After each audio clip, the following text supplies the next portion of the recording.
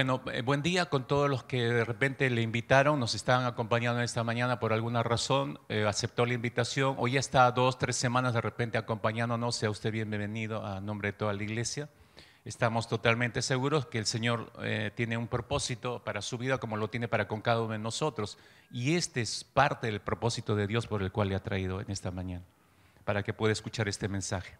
Estamos empezando esta serie, una serie un poco más corta, porque solo va a durar el mes de diciembre, a la que el Señor nos ha llevado a intitular El Verbo Encarnado. Y este primer tema que vamos a tocar hoy en esta mañana lo hemos titulado El Rey Divino hecho hombre, el Rey Divino hecho hombre. ¿Por qué de esta serie? Porque acabamos de cerrar el domingo pasado la serie Esclavos de Cristo. ¿Por qué esta serie del Verbo Encarnado? Déjeme explicarle un poco esto. El Señor me motivó a poder compartir con ustedes esta breve serie, El Verbo Encarnado, en estos siguientes domingos a partir de hoy hasta fin de mes, mes donde usted sabe, la gran mayoría en el mundo entero que creen en Cristo Jesús, el mundo cristiano como se le llama, empieza ya este mes todos sus preparativos para la celebración o para poder celebrar, se dice, el nacimiento del Salvador Jesucristo. No, el mundo cristiano se prepara para celebrar el nacimiento de nuestro Salvador Jesucristo. Y reflexionando en esto, o haciéndome reflexionar el Señor, empecé a sacar la cuenta los 2 últimos años y observando todo lo que ha ocurrido en los últimos 4 o 5 años y quizás mucho más. Y en realidad que las navidades de cada año para mí son cada vez más extrañas y más raras, hermanos. ¿Qué pasa, pastor? ¿Usted tiene espíritu de Grinch o qué? No se goza que la Navidad y debería ser todo felicidad. Por supuesto que me gozo por los acontecimientos ocurridos, pero digo extraña porque cada celebración en cada año que va pasando, el énfasis, no sé si usted se ha dado cuenta, si no le hago ser consciente de eso, no sé si se ha percatado, el énfasis de cada celebración de Navidad y los previos, como estamos entrando en esta semana los previos, no está precisamente en la persona del Salvador, si lo revisamos así fríamente. El enfoque de la gente no está en la persona del Salvador, sino está en nuestras propias personas. ¿Sabe usted dónde está la señal de eso, la prueba de eso? En la manera como asumimos los previos y la misma celebración. Piense por un momento, la correteadera de la gente, así no tenga dinero, pero saco de donde sea para comprar un regalo para mi hijo, para mis hijos.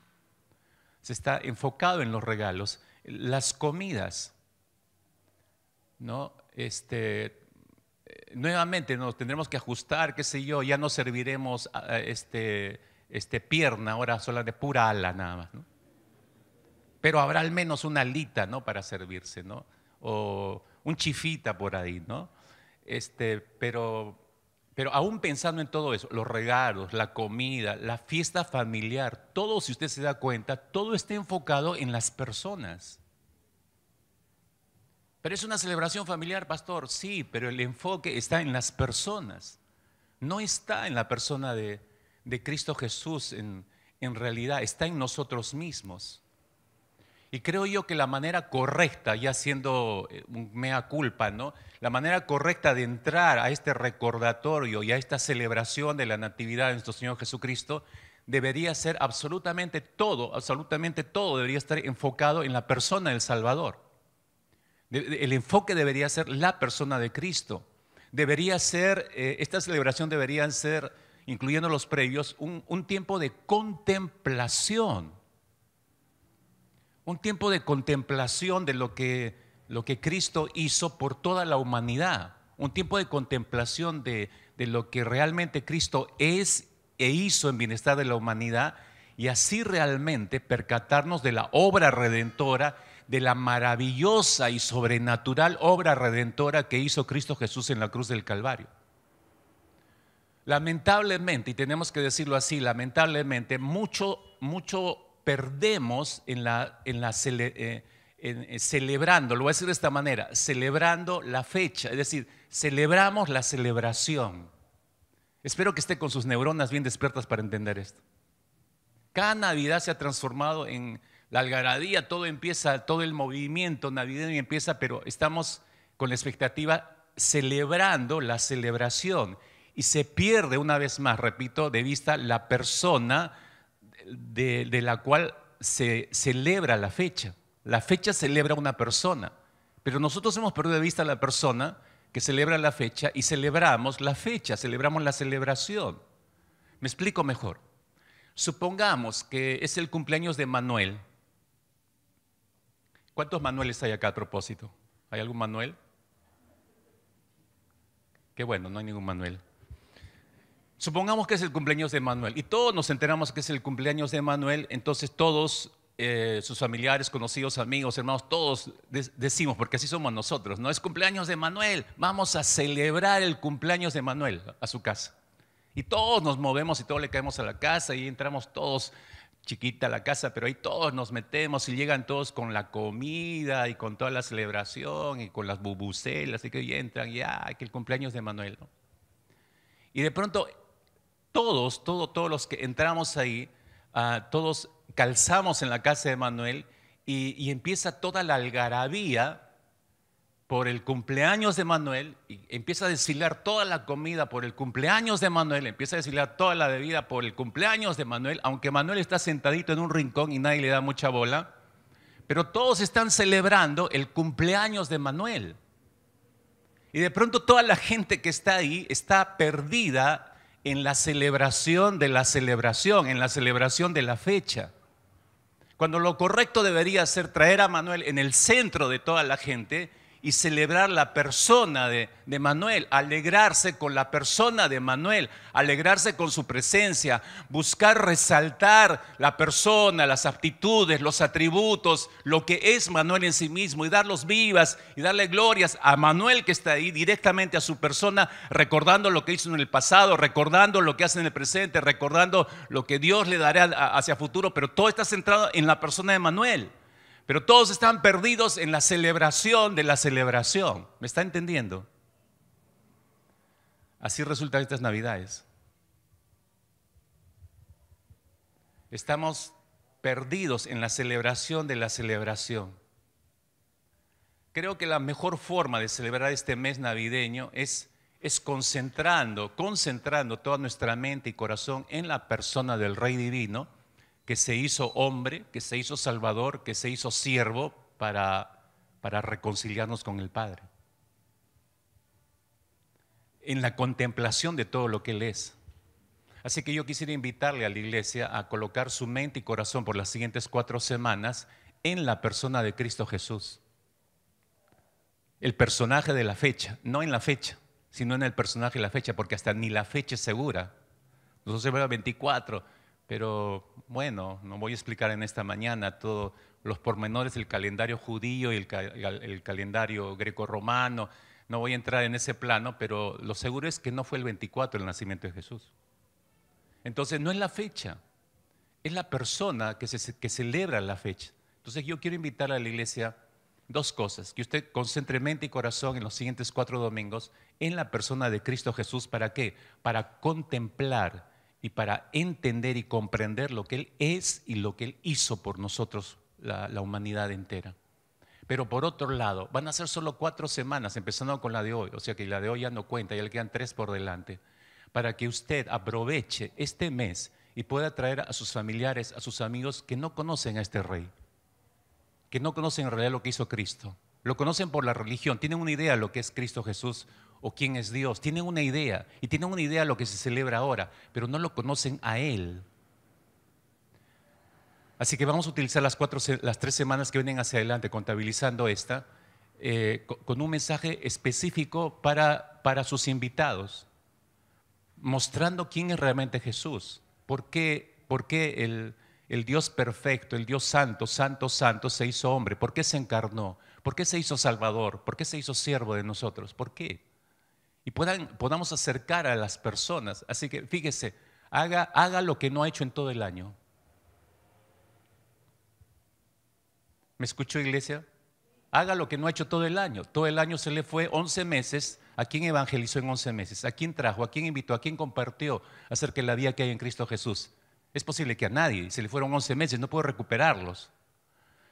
Entonces, use este mes. Y todavía le estamos facilitando las cosas. Usted no le va a hablar, yo le voy a hablar a su invitado. Usted hágase cargo de traerlo y haga su mínimo esfuerzo en traer a los que todavía no conocen a Cristo Jesús. Y déle la oportunidad de encontrarse en estas fechas de locura, de celebración, de la celebración, de encontrarse con el personaje de la celebración, con el personaje principal de la fecha. ¿Estamos, hermanos? Esa no convence a nadie, ¿no es cierto, no? A ver si usted convence al que está a su costado. Le doy 2 segundos ahí. Convence al que está a su costado.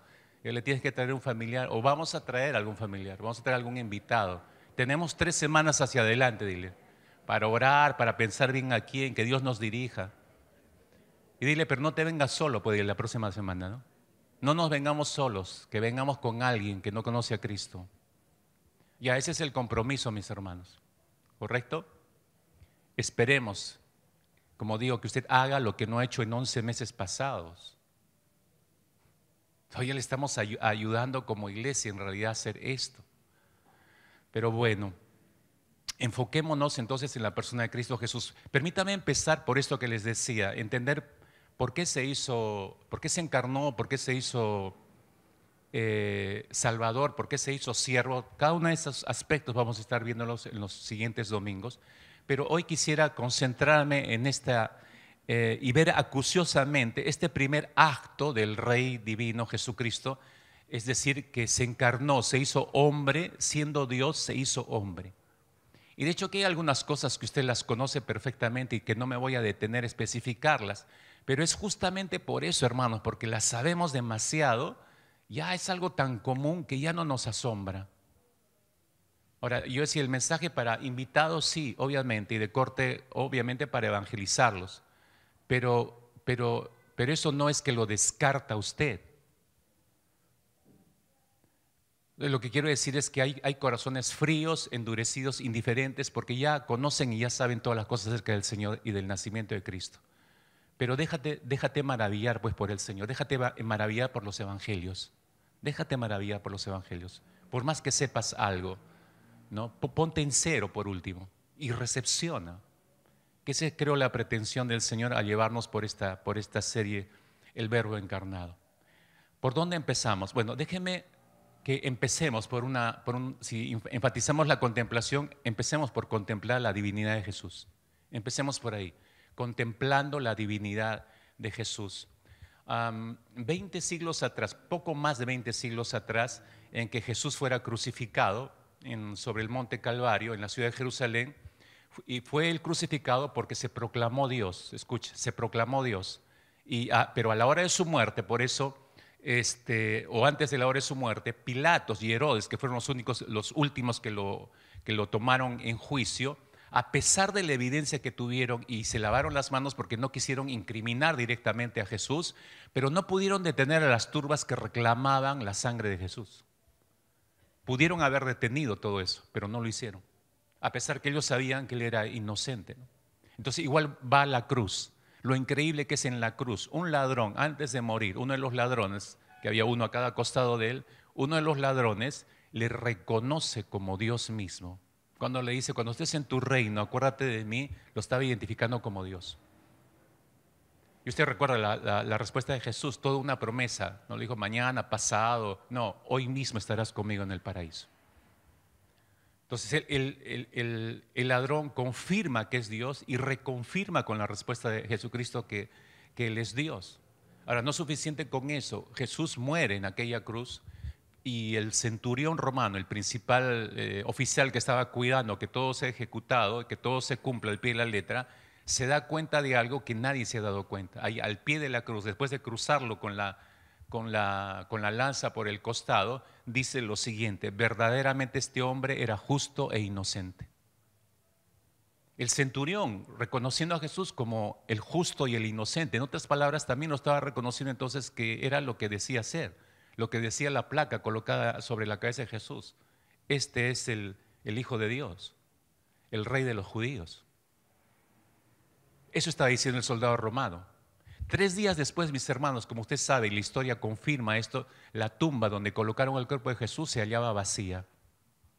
Y desde entonces, desde el momento en que se halló esa tumba vacía, desde ese momento, todas aquellas piedras que fueron testigos de la resurrección de Jesucristo, hasta el día de hoy están gritando que ellas fueron testigos directos del momento en que el cuerpo muerto de Jesús fue colocado en su interior, y esas piedras fueron las primeras en poder ver cómo la vida volvió a tomar a Cristo Jesús y lo resucitó y salió de esa tumba victorioso. En realidad, cuando la tremenda piedra fue retirada de golpe por los ángeles, es como si las piedras, todo este grupo de piedras hubiera abierto su boca y hubiera lanzado un grito hacia la humanidad que se escucha hasta el día de hoy, que Él resucitó realmente, que verdaderamente Jesucristo resucitó al tercer día conforme a las promesas.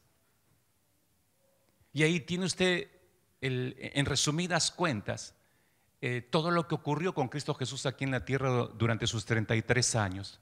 Con el transcurrir del tiempo, mis hermanos, con el transcurrir de los años, la arqueología ha puesto cada vez más en relieve y ha confirmado cada vez más las evidencias que apuntan al hecho de que sí existió un hombre llamado Jesús y sí estuvo muerto en aquella tumba y sí resucitó. La arqueología va confirmando cada una de estas cosas, y de hecho que es un instrumento en las manos de Dios para que se cumpla lo que exactamente dijo Jesús cuando la gente quería callar a los discípulos y le dijeron: maestro, calla a tus discípulos. ¿Recuerdan lo que respondió Jesús?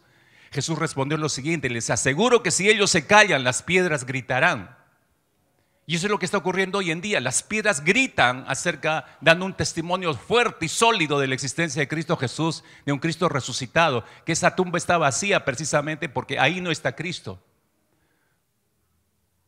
Es una emoción que no se puede explicar. Ahora, claro, uno no sabe si realmente ese es el lugar donde enterraron a Jesús, porque hay dos sitios en Jerusalén donde llevan a cada grupo de turistas, y dicen que fue en este y otros dicen que fue en este. Mi esposa y yo vimos uno. Yo no podía decir si fue este, pero es emocionante solo imaginar que de ahí saliera Jesús resucitado. Es una mezcla de emociones terribles la que pasa por el corazón uno, y no se puede explicar en realidad. Pero las piedras están gritando en realidad, ¿no? Así callaran a los discípulos, así callaran a Jesús en la cruz matándolo, pero las piedras, dijo Jesús, gritarían y darían testimonio acerca de mí. Esa resurrección confirmó la identidad de Jesús, porque desde que Jesús aparece en el panorama de la historia, en el panorama público de la vida de la humanidad, Él empezó a identificarse como el Hijo de Dios, pero no le creyeron. Y esa fue la razón que lo llevó a la cruz, a ser muerto sobre la cruz del Calvario. Pero luego resucita, como decíamos, al tercer día y confirma realmente su identidad. Esa resurrección termina confirmando la identidad de Jesucristo. El pastor Miguel Núñez, con mucha propiedad, dijo lo siguiente: alguien puede revelar, dijo el pastor Núñez, alguien puede revelar una identidad sin ser la persona que dice ser, pero la forma como esa persona vive tiende a confirmar o negar lo que esa persona realmente es.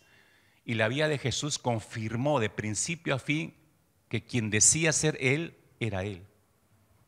Toda la vida de Jesús, los evangelios nos confirman eso. Jesús en más de una ocasión, en cientos de oportunidades, Él se reveló en la tierra como Dios mismo. De una u otra forma Él reveló lo que Él era, y en múltiples ocasiones Jesús demostró con hechos y con atributos personales que solamente Dios tiene. Es decir, manifestó a través de Él atributos que no los tiene ningún ser humano, que solamente pertenecen a Dios, pero fluyeron a través de la vida de Cristo Jesús. Y comprobó justamente así lo que decía ser. Él confirmó que era el Hijo de Dios. Sus atributos, es decir, las cualidades que solamente Dios posee, los atributos que son la expresión de lo que en esencia es Dios, es lo que nos permite confirmar el hecho de que Jesús es quien decía ser. Por ejemplo, y yo quiero que nos acerquemos en esta contemplación de la divinidad y la humanidad de Cristo Jesús, acerquémonos a los evangelios y comprobemos en realidad atributos que solamente Jesucristo tenía y que avalan y confirman que era Dios. Por ejemplo, el atributo de su eternidad. La definición misma de Dios implica que Él es un ser eterno. Por eso es Dios, porque es eterno. De manera que nunca ha habido, jamás ha habido un momento en que Dios no haya estado presente. Es decir, Nadie creó a Dios. Dios no tiene un punto de nacimiento o un punto de haber sido creado. Alguien lo creó. No, no hay eso.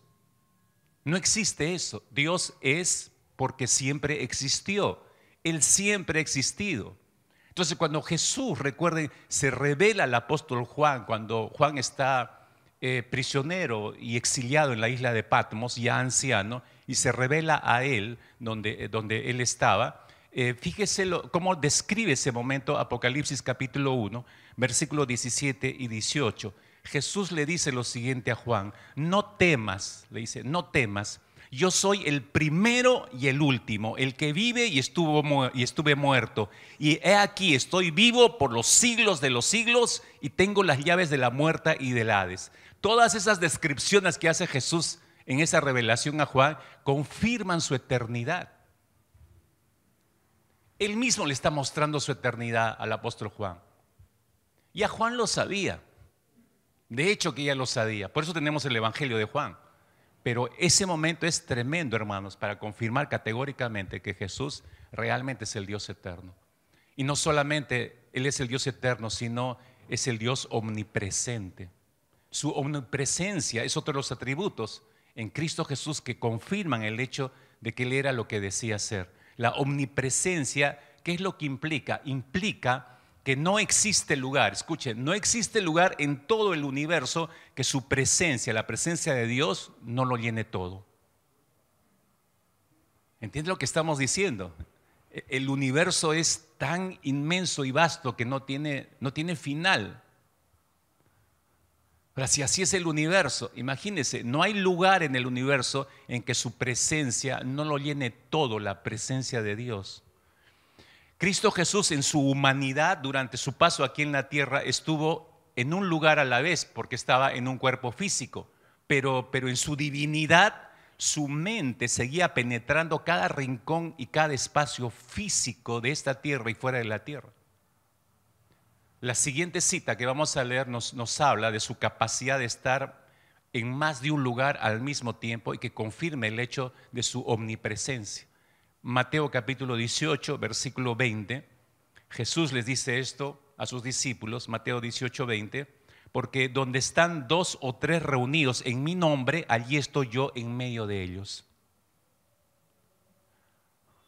Porque donde están 2 o 3 reunidos en mi nombre, donde están 2 o 3, en todo lugar del mundo, Él está diciendo que ahí en medio va a estar. Está aquí en esta mañana, hermanos.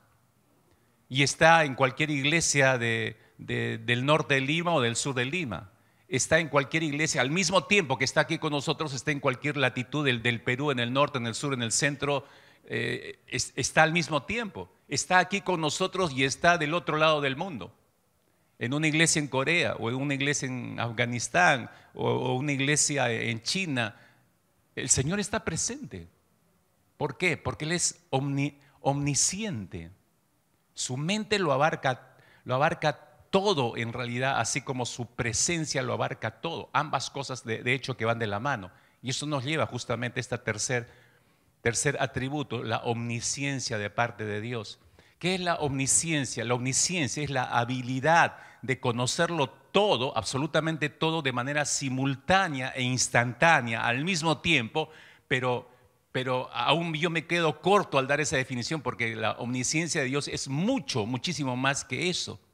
Es la capacidad, es la capacidad de conocer el final desde el principio hasta el fin, de conocer lo que va a ocurrir hoy y lo que va a ocurrir mañana y lo que va a ocurrir hacia adelante y de conocer no solamente lo que va a ocurrir, sino de cómo ocurrió en el pasado. Es decir, abarca todo, el espectro de conocimiento del Señor no tiene límites en realidad. Él lo conoce todo, desde siempre lo ha conocido todo.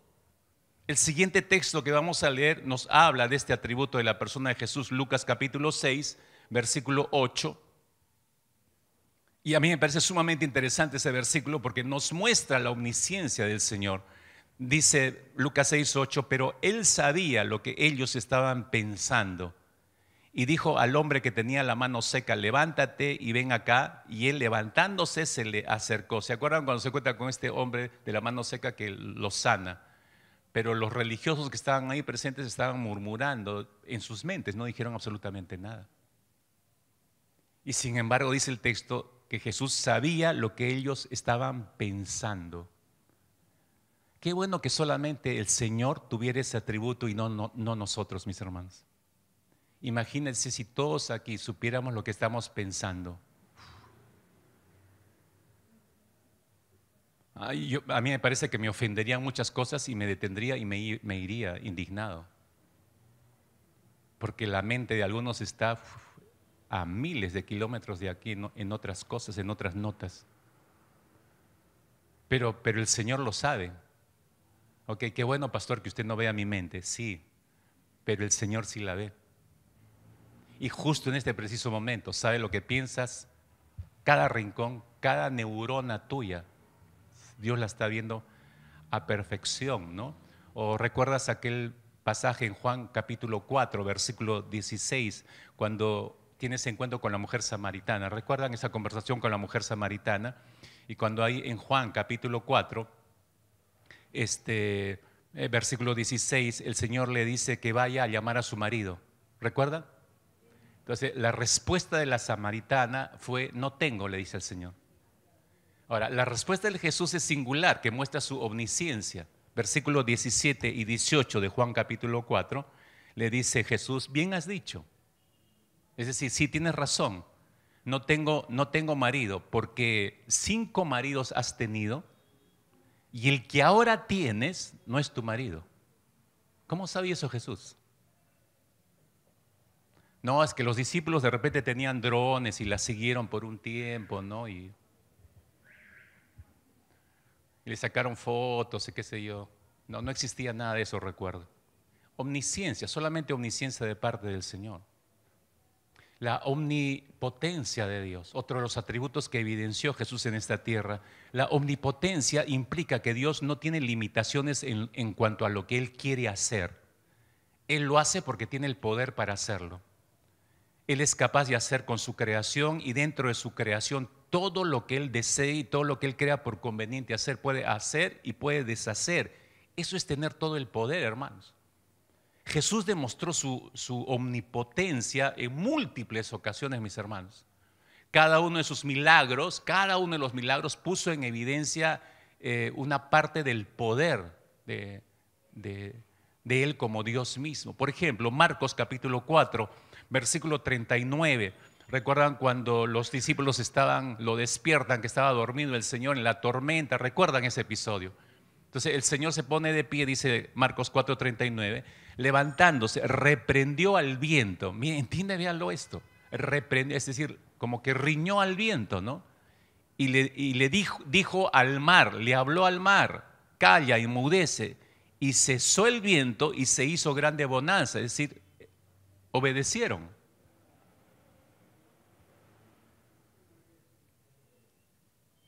A ver, váyase al Callao en un maremoto y párese ahí al borde del mar y diga, calla, enmudece, a ver, grítale. No terminas de decir calla, ya te llevó el maremoto, ya chuco. Y ya fuiste, como dicen los jóvenes, ¿no? Y quiero que sopese el calibre de ese poder del Señor Jesucristo. Los otros estaban desesperados, recuerden, en la barca. Él simplemente se para en la punta de la barca y dice calla, enmudece y todo toma calma inmediatamente. Obedeció la humanidad.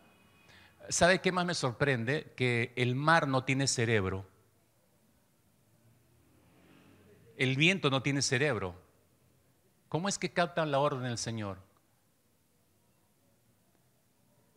Pero tú y yo que tenemos un cerebrito brillante, la llevamos peleando con el Señor. Ay, que no, y que por qué. Sí, porque Señor, no hay que ser tan exagerados. Ya pues Señor, ya pues déjame respirar, por favor, Señor, por acá. Empezamos a discutir con Él mucho, ¿no? No respetamos su omnipotencia. Pero se da cuenta en todos esos ejemplos cómo el Señor Jesucristo, aquí en la tierra, en cuerpo presente, dio evidencia de todos estos atributos. Ningún ser humano podría hacer eso. Pero por otro lado, usted si revisa los evangelios, estos nos muestran algunas funciones, algunas afirmaciones que Jesucristo realizó y que solamente le competen a Dios. Como por ejemplo, ¿cuál? Bueno, por ejemplo, Juan capítulo 5, versículo 21, donde Jesús se revela como el dador de la vida. Él, ¿no? Dice, porque así como el Padre levanta a los muertos y les da vida, asimismo el Hijo también da vida a los que Él quiere. Y Él ya se había identificado como el Hijo de Dios. Entonces todos sabían que él se identificó como el Hijo de Dios, por eso lo estaban buscando para matarlo. Entonces Él está diciendo que el Padre le ha dado a Él la potestad de dar vida a los que Él quiera. Eso es lo que los reventaba a los fariseos, ¿no? ¿Cómo se atribuye, que se cree? Hay que eliminarlo a este hombre, ¿no? El dador de vida. ¿Por qué? Porque era verdad. Él es el dador de vida, porque Él es Dios. Y también, ¿no?, que Él juzga a todo el mundo. Él se atrevió a decir esto. Juan capítulo 5, versículo 22, el versículo siguiente nada más. Dice, porque ni aún el Padre juzga a nadie. El Padre no juzga a nadie, dice, sino que todo juicio se lo ha confiado, ¿a quién dice? Al Hijo, es decir, a Él, a Jesucristo. Y agrega en el versículo 27, y le dio autoridad para ejecutar juicio porque es el Hijo del Hombre. Es el elegido de Dios, en carne, el Hijo del Hombre. Ese título le encantaba que se lo dijeran a Jesús. Lo acercaba a la humanidad, lo identificaba con nosotros. Dios Padre, está diciendo el Señor Jesucristo aquí, que le ha confiado a Él esa responsabilidad, hasta el punto que la palabra afirma que todos nosotros, todos mis hermanos, indistintamente vamos a compadecer ante el tribunal de Cristo o ante el trono blanco, sea según el caso, creyentes o no. ¿Para qué? Para todos rendir cuenta delante de Él, delante de Jesús. Y ahí se va a cumplir por completo lo que Él mismo dijo. El Padre a nadie juzga, todo juicio se lo ha confiado al Hijo. Pero Jesús reveló eso estando aquí en la tierra, en un cuerpo humano. Y otra vez a los fariseos les reventaba escuchar cosas como esta. ¿Cómo se atribuye, ¿no? Dar vida a quien quiere? ¿Cómo se atribuye que Él es el Hijo de Dios? Que a Él le ha dado el poder de juzgar a todo el mundo. Eso les reventaba a ellos. Pero era verdad. Y por último Jesús dijo que solo Él podía perdonar pecados, ¿no? Esta es una función que solo puede llenar aquel que tenga el estándar absoluto de la verdad y el poder de juzgar. Y esas dos cosas las tenía Jesucristo y las sigue teniendo. Cristo tiene ambas cosas. Lucas capítulo 5, versículo 20, dice que viendo Jesús la fe de ellos, dijo, hombre, tus pecados te son perdonados. Y esa frase, tus pecados te son perdonados, usted sabe, en los evangelios las encuentra usted en varios lugares, en varios encuentros que tiene con diferentes personas. Recuerdan a la mujer pecadora que viene a buscarlo a la casa del fariseo cuando está cenando. Después de derramar todo el perfume, ¿no?, la despide, ¿no? Pero le dice que sus pecados son perdonados. A la mujer que quisieron apedrear, igual, ¿dónde están los que te querían apedrear? No hay nadie. Bueno, yo tampoco te condeno. La levanta y le dice, ve y no peques más. Y entre líneas le estaba diciendo, ¿por qué? Porque ya te perdoné todos tus pecados. O sea, esa frase es característica en la boca de Jesús. Y eso lo escuchaban todos, pero lo estaba diciendo en carne viva, en un cuerpo humano aquí. Es decir, atributos, menciones que solamente le competen a Dios, se evidenciaban a través de la vida de Jesús. Por eso yo llego hasta aquí en este punto, porque habría obviamente muchísimo más que ver en las Escrituras, pero esto es suficiente para contemplar un poco la divinidad y la humanidad de Jesús. Y otra vez dejarnos cautivar, de verdad, qué maravilloso este Cristo que vive en nosotros. Realmente qué maravilloso. Pero eso nos lleva a la siguiente reflexión. Necesitamos confirmar la divinidad y la humanidad de Jesús en los evangelios. Necesitamos hacer eso. Si vamos a contemplarlo a Él, necesitamos confirmar esto. ¿Realmente le hemos entregado nuestra vida a alguien divino? ¿Realmente le hemos entregado nuestra vida a alguien que dijo la verdad? Y si fuimos engañados vilmente, hermanos, confirmemos la divinidad y la humanidad de Jesús a través de los evangelios. De los 4 evangelistas, mis hermanos, Juan, el apóstol Juan, es quien más destaca la divinidad de Jesús. Los demás lo hacen, sí, pero Juan tiene una manera muy singular y a diferencia de los otros, empieza de arranque su evangelio, lo empieza estableciendo la divinidad de Jesús. Y es por esa razón que el apóstol inicia su evangelio estableciendo la identidad de Cristo Jesús como hombre y como Dios al mismo tiempo. Regreso a los versículos que leímos al inicio del mensaje de Juan capítulo 1, versículo 1 al 3, y le voy a mostrar leyéndolo cómo este versículo lo estructuró Juan para que usted vea la tremenda revelación que él dio, empezando nada más el Evangelio, ¿no? Dice ahí, en el principio era el Verbo. Ya está mostrando ahí la eternidad de Jesús, Juan, la eternidad de Jesús. Sigue diciendo, y el Verbo era con Dios, está mostrando la relación de Jesús con Dios. De hecho, que es una relación muy ceñida. Y luego dice, y el Verbo era Dios, afirma, ¿sí? Y está mostrándonos la divinidad de Jesús. No solamente que estaba con Dios, no solamente que estaba en el principio, sino es Dios, está afirmando la divinidad de Jesús. Versículo 2 dice, este era en el principio con Dios, la igualdad con el Padre, la igualdad con Dios está mostrando aquí el apóstol Juan. Versículo 3, todas las cosas por Él fueron hechas y sin Él nada de lo que ha sido hecho fue hecho. Está mostrando la participación de Jesús en la creación. Si usted suma todo esto, lo que tiene es sorprendente, mis hermanos, y usted va a poder entender ya de esta manera gráfica, como se lo estoy mostrando, que Juan inicia su evangelio precisamente con esta frase, en el principio. En el principio, ¿se ha dado cuenta? Así empieza Juan 1:1. En el principio. Y el relato bíblico, si usted se recuerda, del libro de Génesis, retrocedemos hasta Génesis, abre curiosamente la ejecución creadora de Dios en Génesis, lo abre exactamente con una frase idéntica. En el principio empieza Génesis. Es como si Juan tomara simplemente como si hiciera un puente entre Génesis y lo que va a decir él. Luego el texto del Génesis continúa diciendo, en el principio creó Dios los cielos y la tierra. Ahora, esa comparación es sumamente importante porque mientras el Génesis habla de Dios o el Elohim, que fue quien creó los cielos y la tierra, en Juan capítulo 1, versículo 3, se establece a Cristo como la persona a través de la cual es quien fue creado todo el universo, y eso nos ayuda a entender esa frase que utiliza ahí, en el principio. Él es el agente de todo lo que se ha creado. Juan 1:1 una vez más, ¿no? Estamos ahí, esa referencia a los comienzos de la creación evidentemente aluden a Génesis capítulo 1, versículo 1. Y si está aludiendo y está concadenando Juan, ¿qué es lo que está buscando Juan? Simplemente mostrar que está hablando de la misma persona. No está hablando de dos personas diferentes. Lo que está buscando Juan, está introduciendo en Juan 1:1, está tratando de establecer, hermanos, escuche esto bien, esto es lo maravilloso de los dos textos.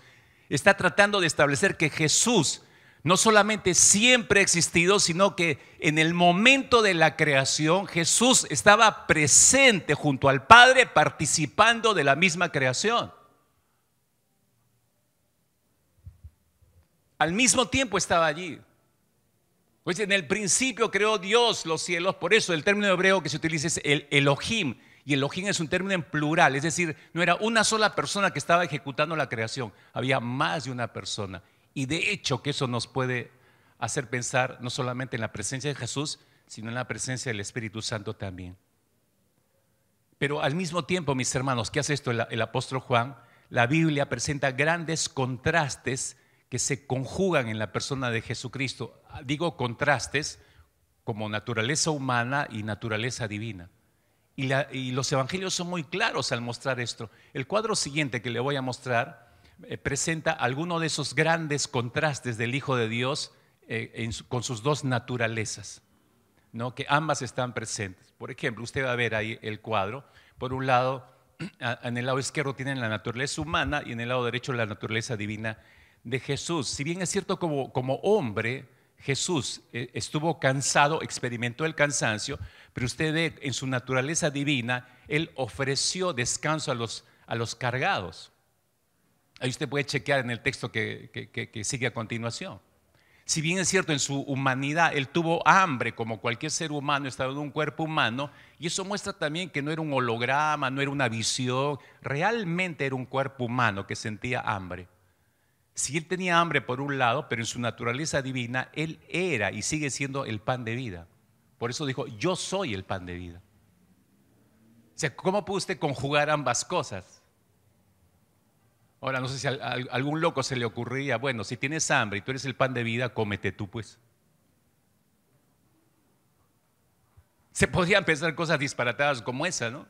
Si en su humanidad Jesús tuvo sed como cualquier ser humano, en su naturaleza divina Él era y es el agua de vida. Por eso Él llamaba a venir a beber de Él. Si Él en su humanidad estuvo en agonía, Él pudo consolar a otros en su naturaleza divina. Si Jesús creció en sabiduría como todo niño normal, tuvo una niñez, una adolescencia normal, en su naturaleza divina existió siempre desde la eternidad. Si Jesús en su humanidad fue tentado, en su naturaleza divina nos muestra la Escritura que Dios no puede ser tentado. Entonces ahí tiene usted la conjugación de ambas cosas, la naturaleza divina, la naturaleza humana de Jesús. Y esto es lo que hace que Jesús sea atractivo, mis hermanos. Esto es lo que hace mi vida descansarla en este Cristo Jesús. Qué confianza me da poder depositar todo mi ser en las manos de Él. Porque sé que me entiende en mis estados de humanidad, en mis estados de debilidad, de cansancio, de hambre, de sed, de agonía. Me entiende perfectamente porque Él sintió, Él pasó, Él experimentó todo eso. Pero puedo descansar porque Él tiene una naturaleza divina. Entonces puedo encontrar en Él descanso, reposo, puedo saciar mi hambre, puedo saciar mi sed en Él, puedo encontrar consolación en Él, puedo saber cómo superar la tentación en Él. Fíjese todo lo que nos ofrece esa naturaleza divina de Cristo Jesús. Pero eso nos lleva a una tercera y última reflexión en esta mañana, en esta contemplación de la divinidad de Jesús, esta contemplación de su humanidad, en esta confirmación de su humanidad, también de su doble naturaleza. Necesitamos confirmar las razones por las cuales se encarnó. Y yo quiero terminar con esto, mis hermanos, dando algunas razones que la Biblia nos muestra por las cuales Cristo Jesús se encarnó. ¿Por qué es importante esto? Yo decía, si alguien no escuchó o alguien no conoció a este Cristo Jesús desde la perspectiva bíblica y lo conoció simplemente por las películas, por las festividades religiosas o por su religión en la cual usted nació, pues sepa usted que la Biblia es mucho más clara y específica que esto. Y le conviene conocer a este Cristo Jesús y entender por qué vino a morir por sus pecados y por los nuestros. ¿Por qué hizo eso el Señor? Ese es el propósito en este punto. Al confirmar las razones por las cuales Jesús se encarnó, vamos a darnos cuenta del tremendo amor que Dios tiene por la humanidad. Que aquello que dice Juan 3:16, porque de tal manera amó Dios al mundo, que real se hace cuando comprobamos en los evangelios las razones por las cuales Él tomó una forma humana. ¿Cuáles son esas razones, mis hermanos? Ahí le va la primera. Él se encarnó para revelar al Padre en primer lugar, para revelarnos a Dios Padre. Aunque Dios ya se había revelado en el Antiguo Testamento de diferentes maneras, nunca antes lo había hecho de la forma tan personal, tan completa como lo hizo en la persona de su propio Hijo Jesucristo. Dios jamás se había acercado tanto como se acercó a través de su Hijo Jesucristo aquí en la tierra. Por eso el apóstol Juan dice ahí en Juan capítulo 1, versículo 18, nadie ha visto jamás a Dios, nadie ha visto a Dios jamás. Pero escuche esto, dice, el unigénito Hijo, ese es Cristo, que está en el seno del Padre, Él le ha dado a conocer. Entonces, si Él vino, el propósito fue para darnos a conocer a Dios Padre. Es decir, podemos conocer a Dios, a quien nadie le ha visto, a través de la vida de Cristo Jesús. La encarnación de Cristo Jesús hizo posible que Dios, a quien los hombres, a quien la humanidad no podía ver, no podía contemplar, se revelara de forma que el ser humano lo pudiera conocer de una manera mucho más íntima, más cercana en la persona de Cristo Jesús. Ese contacto que tuvo Juan, ese contacto no se podía tener con Dios porque Dios es espíritu y nadie lo puede ver. El contacto que tuvieron los niños cuando fue sentado sobre las piernas de Jesús, ese contacto era imposible tenerlo con Dios, que es espíritu y nadie lo puede ver. Jesús acercó al Padre. Lo que mostró Jesús a través del cuerpo físico era lo que el Padre es. La relación del pueblo judío con Dios siempre fue distante. ¿Por qué? Porque fue a través de sacerdotes, a través de profetas, y estaba marcada por un profundo miedo, temor a Dios. Es más, la nación de Israel no quería oír a Dios. Por eso estaba el sacerdote, por eso estaban los profetas, que ellos retransmitían lo que Dios demandaba a su pueblo. Ahora, cuando Cristo viene, entre otras cosas, Jesús crea un puente. Él mismo es el puente por medio del cual el hombre puede crear intimidad con Dios y de esta manera eliminar ese temor que estaba caracterizado por el primer pacto. El primer pacto me refiero al pacto de la ley. Y ese pacto de la ley aterrorizaba al pueblo de Israel. Si bien recuerdan, en Éxodo capítulo 20, cuando Dios da la ley, da los primeros 10 mandamientos, en el versículo 19, por eso leemos que dice que entonces dijeron a Moisés, todo el pueblo, dijeron a Moisés, habla tú con nosotros y escucharemos, pero que no hable Dios con nosotros, no sea que muramos. Tenían miedo de escuchar a Dios. O sea, no, empujaban a Moisés y tú nos comunicas, pero ellos no querían escuchar a Dios, porque estaban marcados por la ley, estaban marcados por el pacto antiguo y eso les inspiraba temor a ellos. Sin embargo, bajo el nuevo pacto, recuerdan cuando Jesús dice, ¿no? Cuando ofrece, va a tomar la copa, dice, esta es la sangre del nuevo pacto. Jesús inaugura el nuevo pacto. En el nuevo pacto se nos invita a acercarnos con confianza al trono de la gracia.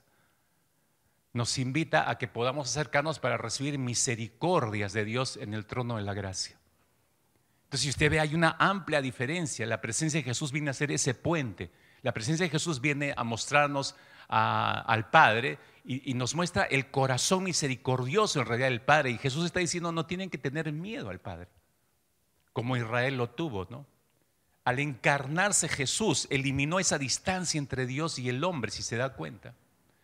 Entonces, esa es la primera razón por la cual Jesús se encarnó, para revelar al Padre. Pero hay una segunda razón. ¿Cuál es esa segunda razón? Para pagar la deuda del pecado por nosotros. Para cancelar una deuda que nosotros no podíamos pagar. Pues con la caída de Adán y Eva, vimos en semanas pasadas, la humanidad quedó marcada por el pecado. Por un hombre entró el pecado y por el pecado entró la muerte, dice el apóstol Pablo. Y desde entonces todo hombre nace pecador y sin la posibilidad, escúchelo bien por favor, sin la posibilidad de autosalvarse. No nos podemos autosalvar, necesitamos un Salvador y ese Salvador es Cristo Jesús. Adán, el primer ser humano, contrajo una deuda con Dios al arruinar la creación de Dios, porque lo nombró su administrador y le echó a perder todo eso. Y esa deuda debía ser pagada por alguien que no tuviera pecado, por alguien que sea totalmente ajeno al pecado. Y eso era imposible encontrar sobre esta tierra. Solamente Cristo podía hacerlo. Y por eso se encarnó. Solo viviendo una vida de perfección y de santidad aquí en la tierra, es decir, cumpliendo todas las leyes, esa persona podía ser capaz de ser el Redentor. Jesús cumplía todo ese perfil. Eso lo calificó para hacer el sacrificio perfecto para pagar por tus pecados y por mis pecados. Por eso se encarnó Jesús. ¿Él sabía lo que venía? Por supuesto que sí. Por supuesto que él sabía perfectamente a lo que venía. El apóstol Pablo lo expresa de esta manera en su carta a los Colosenses, capítulo 2, versículo 13 y 14.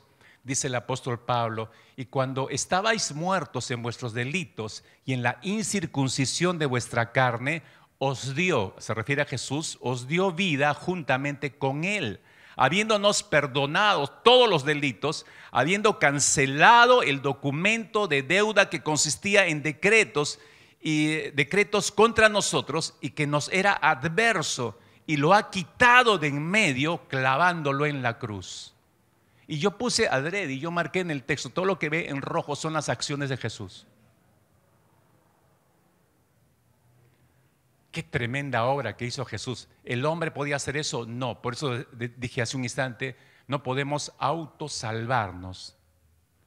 No, que yo voy a ser mejor, que yo voy a dejar este vicio. No se engañe, nunca va a poder dejar esos vicios, ni esos malos hábitos. Necesitamos un Salvador. Y Jesús es el Salvador. Y Él proveyó ampliamente lo que necesitábamos: perdón, cancelación de deuda, quitar todo lo adverso a nosotros y clavándolo todo en la cruz para que no haya ninguna deuda pendiente. Así estamos en Cristo Jesús. Y gracias a Él que es así, ¿verdad? Esa es una de las razones por la que se encarnó, para pagar nuestra deuda, pero también se encarnó para reconciliar al hombre con Dios, reconciliarnos con el Señor.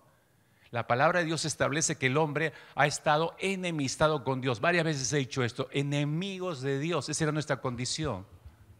Pero la misericordia de Dios decidió poner punto final a esa enemistad. Por eso envía a su Hijo. El Hijo se encarna y Él sabe que va a encarnar, en otras palabras, la enemistad de toda la humanidad en la cruz. Él se transformó en el gran enemigo de su propio Padre. Por eso el Padre no pudo verlo por unos instantes, porque se hizo pecado. Era el enemigo. Y eso es exactamente lo que la palabra nos revela en 2 Corintios capítulo 5, versículos 18 y 19, dice el apóstol Pablo. Y todo esto procede de Dios, quien nos reconcilió consigo mismo por medio de Cristo y nos dio el ministerio de la reconciliación, a saber, que Dios estaba en Cristo reconciliando al mundo consigo mismo, no tomando en cuenta a los hombres sus transgresiones, y nos ha encomendado a nosotros la palabra de reconciliación. No creo, hermanos, que ningún ser humano sobre esta tierra se haya visto como enemigo de Dios antes de su nuevo nacimiento en Cristo. Me refiero, ningún ser humano es consciente que es enemigo de Dios cuando está lejos de Dios, porque su mente está entenebrecida para la verdad de Dios. Entonces nunca se ve como enemigo de Dios. Sí que tiene algunos pecadillos por ahí, algunos problemas de carácter, de malos hábitos, sí, de vicios, ¿no? Pero no es para tanto, no se puede controlar todo eso. Vive engañado, el ser humano es así, vive engañado, pero no se ve como enemigo de Dios. Pero la verdad es que los evangelios nos muestran eso. El rechazo del hombre a la verdad divina no es simplemente un acto de conveniencia para el hombre, sino es un acto de rebelión contra Dios. El hombre está rebelado contra el Creador y por eso lleva una vida de desobediencia. Jesús se encarnó para reconciliarnos con el Padre, acercarnos y conciliar con el Padre. Pero también Jesús se encarnó, en cuarto lugar, para destruir las obras del diablo. Escuche, esta es buena noticia. Jesús se encarnó para destruir las obras del diablo. En Primera de Juan, capítulo 5, versículo 19, se establece allí que el mundo entero está bajo el poder del maligno. Es clarísimo lo que dice Juan ahí. Y todo este mundo está bajo el poder del maligno, dice Juan. Por lo tanto, Cristo vino precisamente para restaurar lo perdido. Él vino, se encarnó para deshacer las obras de Satanás, dicen los evangelios. Primera de Juan, capítulo 3, versículo 8, no el evangelio, sino la carta, no, Primera de Juan 3:8, dice Juan: el que practique el pecado es del diablo, porque el diablo ha pecado desde el principio. El Hijo de Dios se manifestó con este propósito, para destruir las obras del diablo. Cuando Cristo paga la deuda nuestra, tuya y mía, la paga ahí subiendo a la cruz del Calvario, en ese instante Él liberta a todos los creyentes de Él, nos liberta de la esclavitud del pecado, ofreciendo su salvación o alcanzándonos con su salvación. En tanto nosotros creamos en la obra que Él hace en la cruz. Cuando solo la vemos y decimos linda obra, sí, gloria a Dios, sí, qué sé yo, pero yo no la recibo y no creo en esa obra, no soy salvo. Considere eso. Jesús vino para destruir las obras del diablo. Y si yo no soy salvo, las obras del diablo no han sido destruidas en mi vida, continúan. Finalmente, hermanos, Jesús se encarnó para dejar un modelo de vida. Y termino con esto porque es tremendo. Jesús se encarnó para dejar un modelo de vida. Alguien tenía que señalar el camino correcto, mis hermanos. Ningún hombre, por más probo sobre esta tierra, podía señalar el camino correcto, porque todos estamos desviados, todos estamos fuera de la gracia de Dios, todos pensamos en maldad, en intereses, egoístamente, todos pensamos así, estamos dañados por el impacto del pecado. Entonces, en ese sentido, una vida modelada no tiene precio. Nos pueden dar largas listas de lo que debe ser nuestra vida, compórtese así, asá, pero ahí tiramos la lista y nos olvidamos. Pero una vida mostrada delante de nosotros en el día a día, y sobre todo si yo estoy caminando con esta persona y veo cómo vive, eso no tiene precio. porque voy descubriendo a través del ejemplo de esta persona un modelo mejor de vida que el que yo puedo estar llevando. Ya, Jesús se encarnó para que nosotros tuviéramos un modelo directamente, algo visual, algo donde podamos ver que sí es posible vivir ese tipo de vida. Cristo, modelo de vida, su modelo de vida, Él quiere que imitemos ese estilo de vida. Primera de Pedro, capítulo 2, verso 21, dice Pedro, porque para este propósito habéis sido llamados, pues también Cristo sufrió por nosotros, y aquí está la clave. Cristo sufrió por nosotros, dejándonos ejemplo para que sigáis sus pisadas. Ahí está. No vivió por vivir nada más o para llevar nuestros pecados y punto. No, este es uno de los propósitos de su encarnación. Dejarnos trazado el camino. Mostrarnos cómo se vive por ese camino, para que sigamos sus pisadas, dice. Se cuenta en una ocasión que un viajero contrató a un guía para que lo condujera a través de una de las áreas más desérticas que hay sobre la tierra, en Medio Oriente. Entonces, no conociendo absolutamente nada, contrata un guía. Entonces, cuando llegan al desierto donde va a empezar su recorrido, el viajero se baja del jeep y mira y no ve nada en absoluto, salvo arena por acá, arena por allá, arena en la distancia, arena más allá, y arena, y toda arena, y ni siquiera se podía ubicar. Entonces el viajero ve que todo parecía igual, ¿no? O sea, no encontraba ninguna diferencia, ¿no? Y encima ningún punto de referencia y ninguna huella, menos por dónde seguir. Entonces él, un poco molesto y mortificado, le pregunta al guía, le dice, ¿dónde está el camino por donde vamos a ir, ¿no? ¿Dónde está el camino en este desierto? ¿Por dónde vamos a ir? Y el guía voltea y lo mira y le dice, yo soy el camino. Y el que había contratado al guía ni siquiera se percató, le estaba intentando buscar un sendero en el desierto y no lo veía por ningún lado, pero no se daba cuenta que este hombre, experimentado en los desiertos, realmente él era el camino, él sabía por dónde ir, él era el camino. Bueno, creo que nos pasamos la vida, por eso empezaba por este punto, en la contemplación de la divinidad y la humanidad de Jesús y volvernos a deleitar en ella. Espero que así haya ocurrido en su corazón. No solamente haya apuntado información, sino que se haya deleitado en repasar todos los textos por los cuales hemos viajado en los últimos minutos. ¿Por qué? Porque nos podemos pasar toda nuestra vida mirando el desierto de nuestra vida y tratando de buscar caminos, y ese es nuestro error. Creemos que por aquí es, por aquí nos dirigimos, cuando el camino está con nosotros, Cristo. Pero no le pregunto a Él, porque no lo identifico a Él como el camino. Yo creo conocer el desierto de mi vida. Y yo creo saber por dónde está la salida, por dónde está el oasis, dónde voy a encontrar agua. Y después camino y no encuentro nada. Y luego estoy ahí tirado de sed y diciendo, sí, pues todos fallan, la humanidad es así. Y que por acá hay Dios y no contesta las oraciones y qué sé yo. No, es que no partiste preguntándole al camino. El camino sabe por dónde debes transitar, por dónde debemos ir. A Él deberíamos preguntarle. ¿Dónde empieza todo eso? En la contemplación de Él. Y tiempo para eso, me da la impresión, no lo tenemos. Entre comillas decimos, tiempo hay, pero decimos no lo tenemos. Si yo planteara a muchos hombres y decirles, miren, no veas la final del mundial. Ese día enciérrate en ayuno y oración, yo ya sé la cara que me pondrían, ¿no? Por eso ni siquiera lo digo, porque yo ya sé cómo van a reaccionar.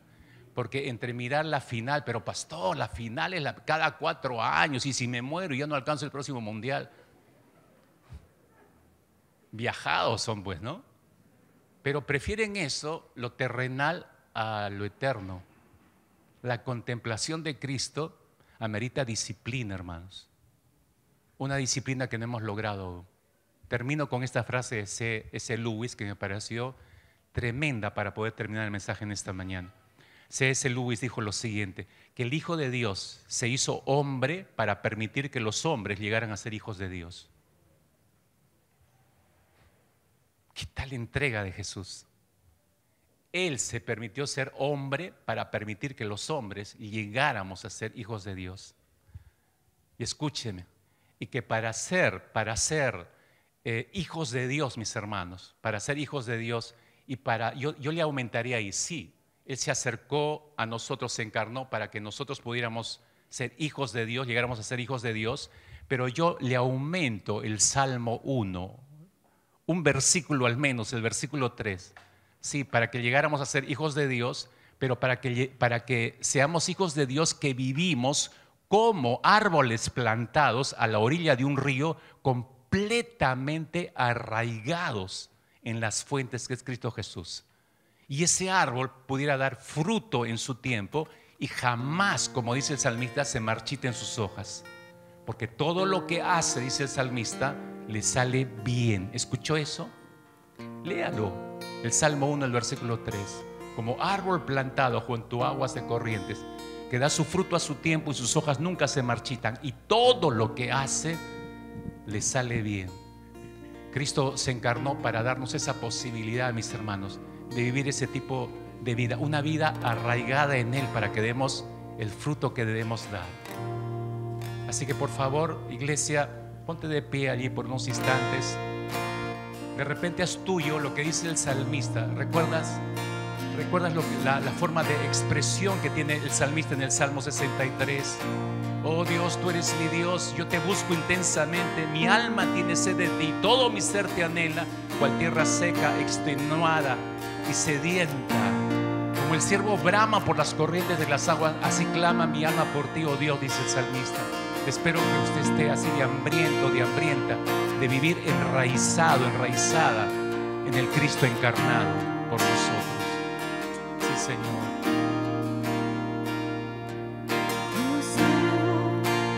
Brama por las aguas, así anhela por ti, Señora, mi alma. Oh, sí, Señor. Como árbol plantado junto a aguas, así mi ser se deleita en tu palabra.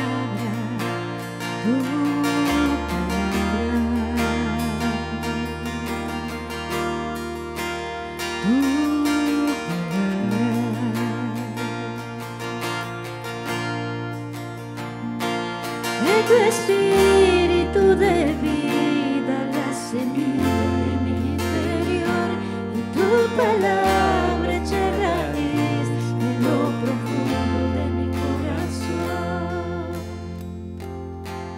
Manténme firme y arraigado en ti, Jesús, en tu amor.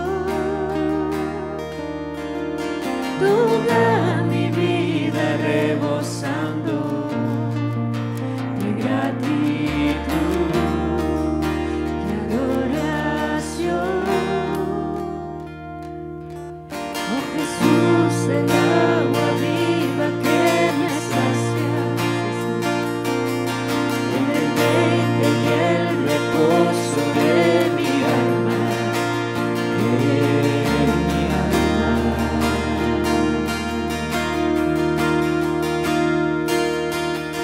sobre ti me plantaré todos los días,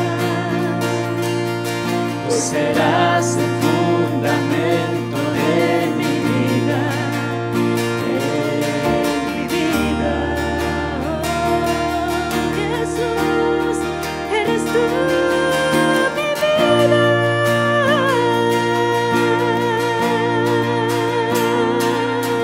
Manténme firme y arraigado en ti, Jesús, en tu amor.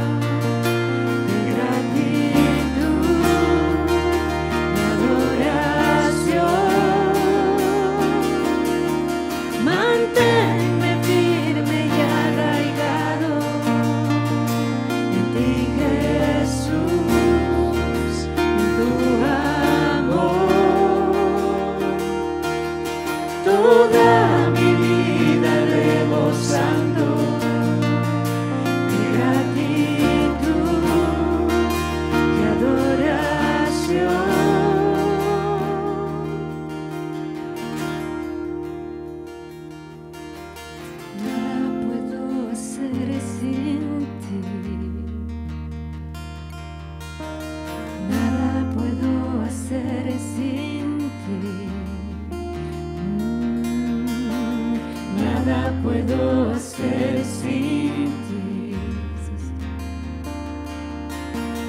Nada puedo hacer sin ti. Nada puedo hacer sin ti. Nada puedo hacer sin ti.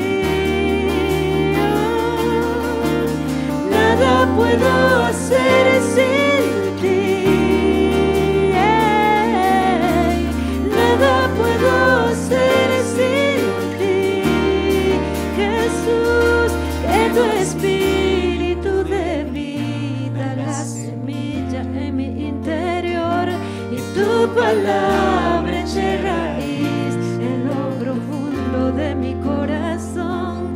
Que tu espíritu de vida, la semilla en mi interior, y tu palabra eche raíz en lo profundo de mi corazón.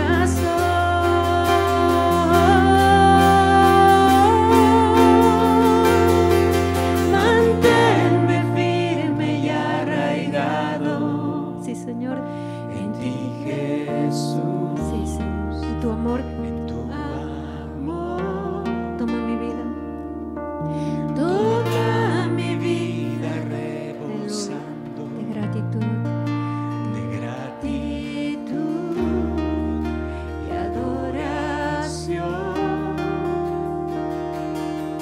Manténme firme y arraigado en ti, Jesús, en tu amor. Toma mi vida, toda mi vida rebosando de gratitud de gratitud y adoración. Manténme, mantenerme Sí, firme Señor. y arraigado en ti, Jesús, en ti, Jesús, en tu tu amor.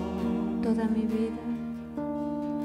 Toda mi vida rebosando de gratitud y adoración. Manténme firme, Señor.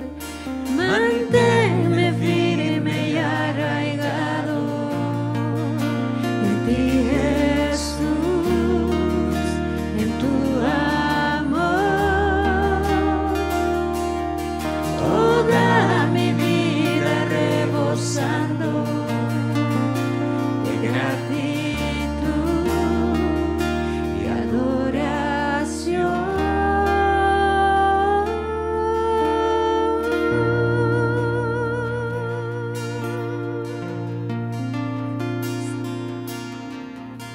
Ore conmigo por un instante ahí, por favor. No solamente dele gracias al Señor por lo que le permitió recordar.